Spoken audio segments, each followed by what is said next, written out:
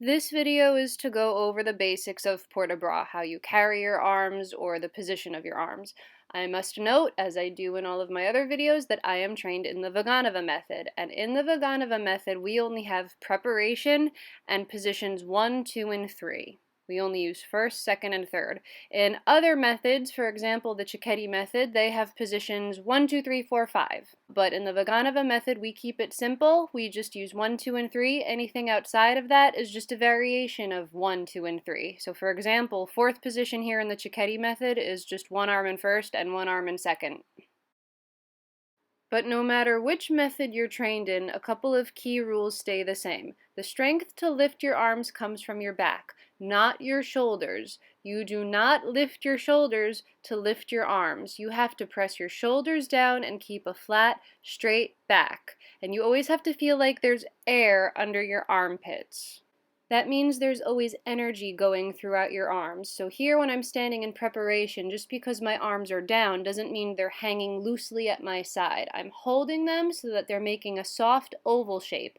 You don't break that shape by doing something funky with your hands or your arms.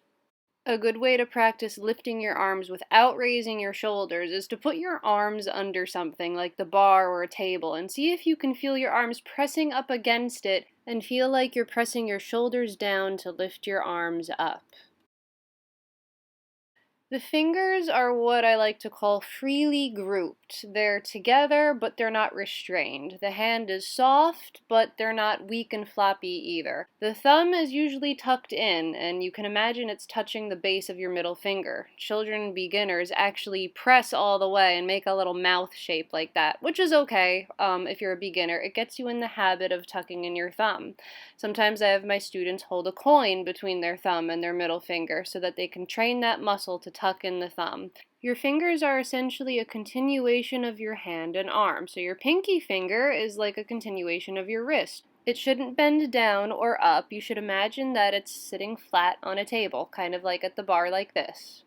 Now, in some methods, for example the BALANCHINE method, they like to be able to see all the fingers, so sometimes this means releasing the thumb a little bit. However, you can't add tension to your hands. Sometimes when you see dancers that aren't very advanced in their training, you get these really weird claw hands. Just because your thumb is out doesn't mean you make all these weird, crazy shapes. Sometimes to release tension, I tell my students to imagine that their fingers are like soft feathers or whiskers or even a dandelion puff.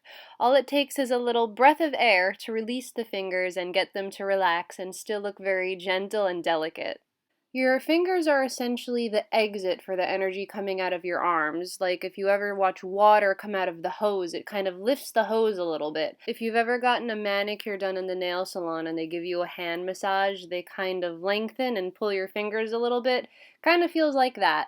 When in doubt, just leave your hand relaxed. Don't do any strange shapes, no tension in your hands, no fists, no claws, no thumbs out unless your teacher says so. Your arms all the way to your fingertips should look like one long, smooth, lengthened curve. You never want to break this line.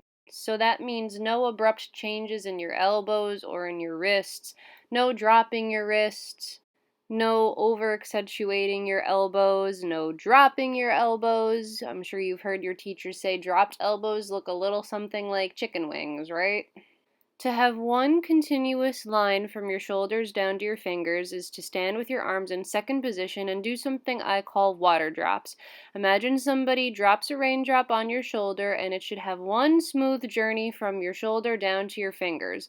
So if your arms are too high or if you're bent in your elbows, those water drops are going to fall off your arms. They're not going to make it to your fingers if you have chicken wings.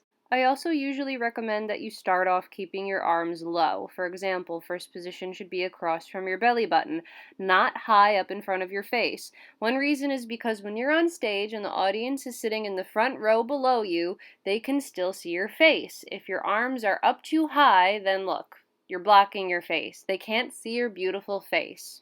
Lower arms are also generally easier to control, so if you start from a nice controlled compact first position, opening to second position should just feel like you're straightening the elbow. It requires a lot less effort to open and close low and compact arms than it would take to close your arms from a really big wide open or high up second position. Arms that go too far back tend to use the wrong muscles. You start using your shoulder muscles when you really don't want to involve them at all. You keep them pressed down and your arms are always slightly in front of you where you can see them. Why are your arms always where you can see them? Well, if you start to bring your arms too far back, it really ruins your posture. It kind of opens up your chest and splays your rib cage out, and it makes your back arch, and that's not a very stable position. So if you just open your arms from the elbows and keep them slightly in front, that's really all you need, and it will help keep you over your hips or over your legs, so to speak, which is probably something I'll have to get into in another video.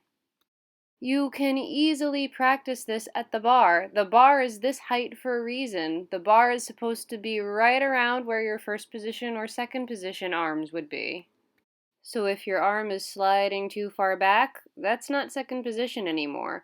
The bar is essentially invisible, so keep your arms exactly where they would be as if the bar wasn't even there. Sliding your arm too far back splays open your chest, and then keeping your arm too far forward kind of closes and twists your chest. You always want to keep your shoulders perpendicular to the bar. You also don't want to lean on the bar because you're not supposed to be leaning on the bar. It's not there to support your weight. And you also don't want to stand too far away from the bar either. The bar is really there to just give you an idea of where your arms should be so you can easily let go to test your balance.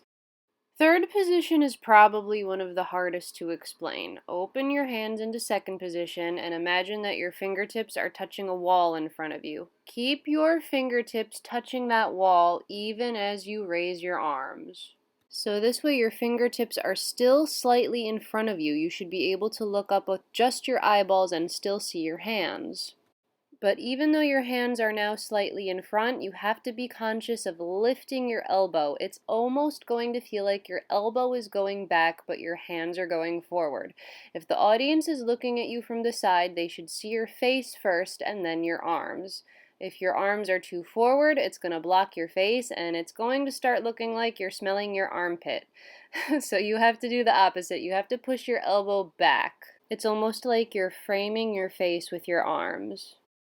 It is especially important here not to raise your shoulders. So that about sums up the basics of port-à-bras. There's one more little thing I want to talk about, but it might require making a whole new video, and that's called allongé, which essentially means to lengthen the arm and sometimes flatten the wrist, but it always comes from one of the three positions we just talked about. For example, when you see an arm in arabesque, it kind of just came from first position. Your arm starts in first and you lengthen it in front of you. Allongé also involves a head movement to make it look like you're taking a breath and breathing along with your arms. This is typically not done until you're a little bit more advanced, but if I'm to leave you with one tip, it's that allongé does not stray from the position you started in. For example, if you put your arms in second position and start an allongé from there, you don't need to go very far. You just raise your palm slightly above the shoulder. If you go too high, then you're no longer in a position. Because look, if you bring your arms back into a rounded position, it's neither second nor third. So that's the last little bit I'm going to leave you with. Keep in mind, port-à-bras is very hard. It looks simple, but this is one of the most advanced things you can do. Keep practicing, you'll get it.